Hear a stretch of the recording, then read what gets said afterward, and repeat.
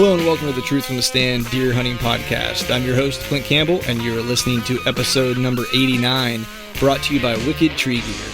Today is part 3 of the DIY Report Daily Rut Log, so stay tuned.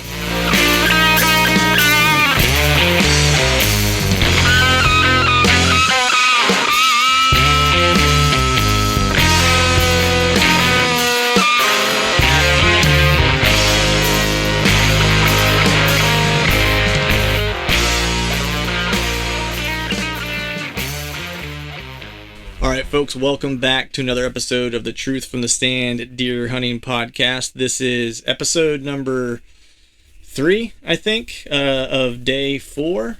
Is this day 4 for me? It was Tuesday, Wednesday, Thursday, Friday. Yes, this would be November. Day 4 of hunting. Nice. Yeah. Day 4.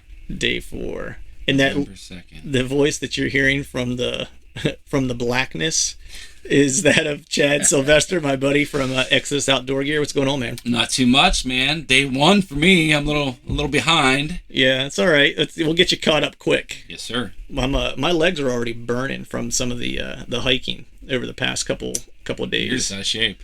I am. I'm not in shape like last year, man. The elk hunt last year had me primed. That, and because of where we were at during rut camp last year, it was no joke. So needed to be in shape for that one. Yeah, a little bit of difference for rut camp. This year looks more promising already. Yes, after 6 hours. Yeah. So let's just go ahead and jump into the update. These are the daily updates, and so everyone who suffered through the individual updates that I gave, and that is the heater kicking in because Chad and I have upgraded our living conditions, and we're going to go ahead and turn it off real quick. Hold on one second.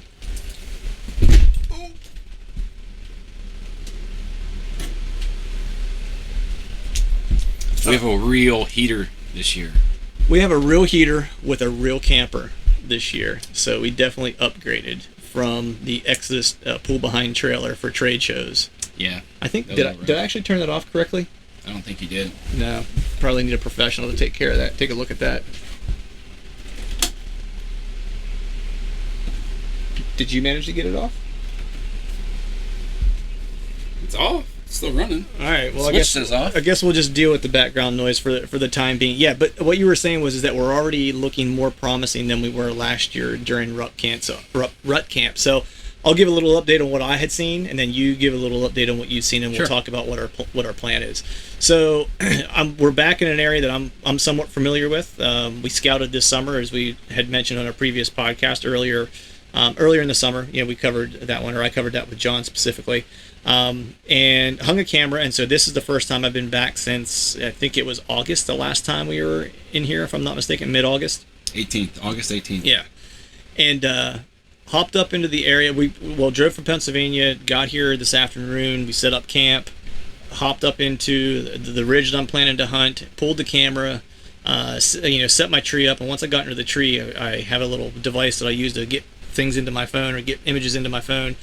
Took a look at that, and it was really just like, show me the week, like the past like 6 to 7 days. I want to see what deer have been showing up. And yesterday morning and the day before, there are 2 hammers that are cruising by my location. And this is the first year having a camera in there. And so what we're kind of deducing now was, that there is doe bedding that is extremely close to where I'm set up. And we had kind of presumed that because of the activity we were seeing during rut that was kind of predicated on a hot doe being in the area.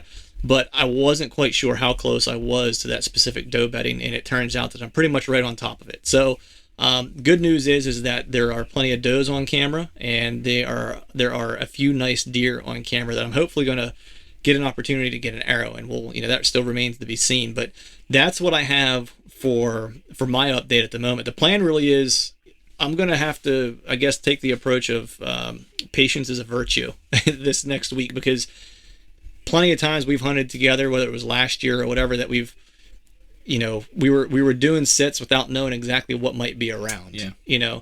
And this is a year where I have some intel. I know there's good deer there, so now it's about not screwing it up. I feel like this area, particularly with the history that I've had with it, and then we're gonna have another addition to camp. Tate is coming. My buddy Tate, that you guys have heard about but not met yet.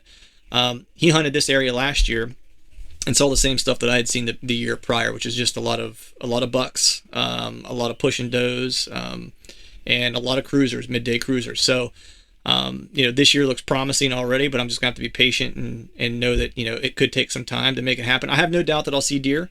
You and I were talking on the drive home that it's a matter of, am I going to get a shot opportunity? Because this stuff is thick. It's tight shooting lanes, and it's going to have to be a nice deer passing the right area to get a shot opportunity. But we'll play the waiting game and see what happens, because I'm in the thick of it. So we're in a better position than I've been in a long time. No doubt. So this is the third year the group's been in that general area for the most part? Yeah, because I was with you last year, so I didn't hunt this year, this area. But Tate was here. Yeah, Tate hopped up in there last year in my stead and saw the same thing. So we do have 3 years or 2 years of data of observation. You could and Tate and I the year before both killed out of the same area. So we've had a good run, had good observation, and I think we'll just continue to put more and more of the puzzle pieces together.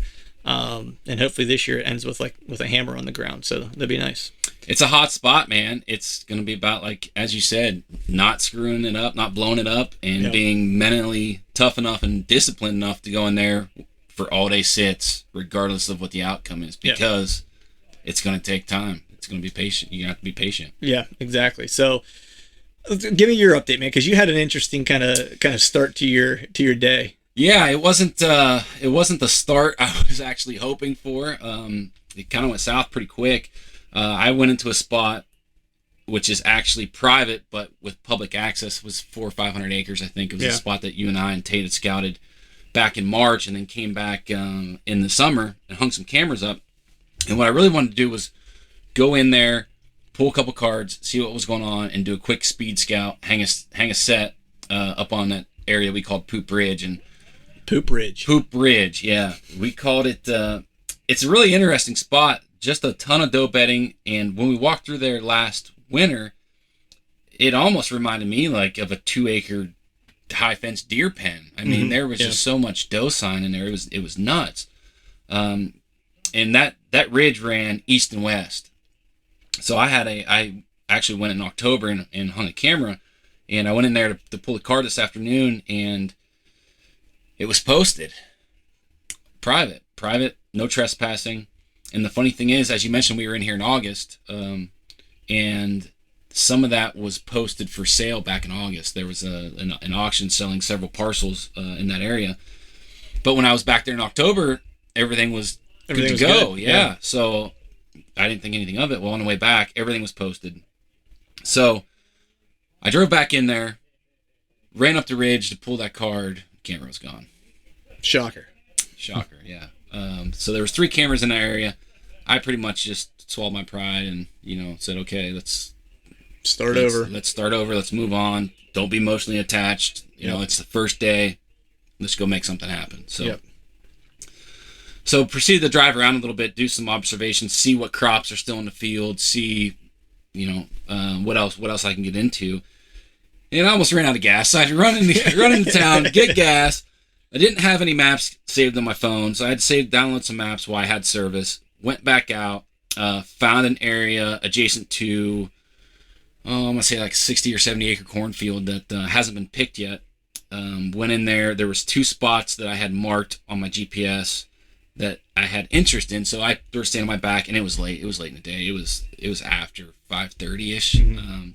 So my plan was just to go in, drop that stand off, so I didn't have to lug everything in back to those points of interest, because it was probably half a mile, 3/4 of a mile from the access point. And on my way in, I was walking the right of way, got past the right of way, and just came into a ton of hot sign.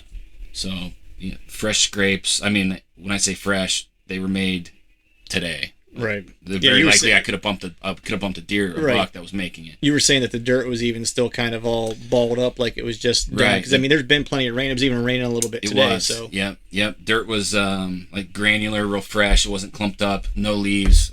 So it had just been worked. Anytime, Right. Anytime this afternoon. So I proceeded to go into some thick, heavy cover that was adjacent to that cornfield.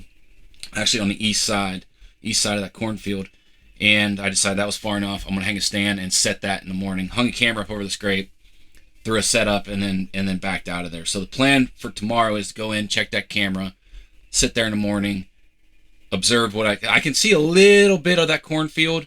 My thought is we have a dead west wind tomorrow. My thought is anything cruising is going to, because that thick area is on the east side of that cornfield, they're able to cruise that edge and scent check that entire area. Right. So that's the plan for tomorrow. Go in there, get set up, sit there at least until midday. Right. And then we'll go from there, see what happens. Yeah. And you saw some hammer rubs in there too, right? Good historical sign. Nothing fresh from this year that I saw, but like I said, I didn't push too far in there. I didn't want to screw anything up. I didn't want to blow anything up because it's almost going in there blind. I mean, that's the first time I've ever been in there, and I was in there for a half hour hanging a camera and putting a set up. So it looks really good. Like, it just feels bucky. You know what I mean? Yeah. Well, and the fresh sign doesn't hurt. You know what I mean? It's like this time of year, it's everything else be damned. It's like the fresh sign kind of rules all. It's like something could look like trash, but if there are scrapes and rubs in there, more specifically scrapes, you know what I mean? Yep. That, especially if you have a couple of them. You know well, there's lots of scrapes in there, but only one was hit today. Like the rest of them, you can see there's leaves and stuff. I mean, that's one thing, talking to old John Eberhardt, he talks about a little bit with like primary scrape areas where there's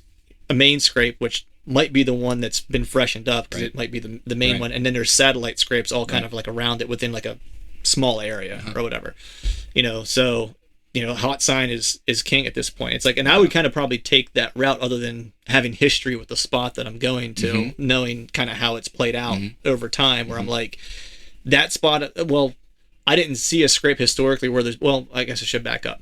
There is a scrape there. It doesn't look like it's been worked in a little while. There was some leaves on it, but whenever you and I were flipping through the camera or through the pictures when we got back to camp, that buck was working a scrape. That buck was working a scrape. Licking branch, which was just, you know, the tree that I'm in, it would just be off over my right shoulder, or I'm sorry, over my left shoulder. So I wouldn't have been able to see it from the tree that I was in. Right. And I really wasn't trying to spend much time walking around there because I didn't want to put a bunch of scent down and stuff like that. The good news is because we were, you know, I had to check a camera and walk around a little bit. You had to kind of figure out where the hell you were going.